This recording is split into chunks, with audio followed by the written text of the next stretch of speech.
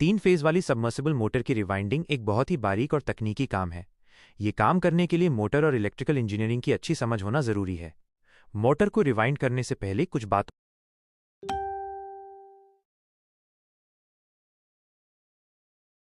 का ध्यान रखना बहुत जरूरी है। 1. शुरुआती जानकारी और तैयारी।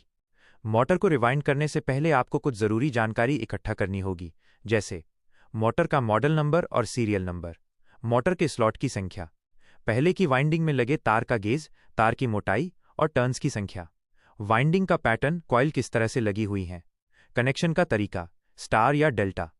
अगर आपके पास ये सारी जानकारी नहीं है तो मोटर को खोलते समय ध्यान से देखें और नोट करें। 2. मोटर को खोलना और पुरानी वाइंडिंग हटाना। मोटर को सुरक्षित तरीके से खोलें। पुरानी और जली हुई वाइंडिंग को सावधानी से बाहर निकालें। स्लॉट खांचे को अच्छी तरह साफ करें ताकि नई वाइंडिंग ठीक से बैठ सके। 3. नई वाइंडिंग बनाना। पुरानी वाइंडिंग के अनुसार सही गेज का नया तार लें। सही टर्न्स की संख्या के साथ नई कॉइल तैयार करें। वाइंडिंग का पैटर्न और कनेक्शन का तरीका बिल्कुल पुरानी वाइंडिंग जैसा ही रखें। 4. मोटर की रिवाइंडिंग। तैयार की गई कॉइल को मोटर के स्लॉट में सही तरीके से डालें। इस काम में सबसे ज्यादा सावधानी बरतें ताकि कॉइल को नुकसान ना पहुंचे।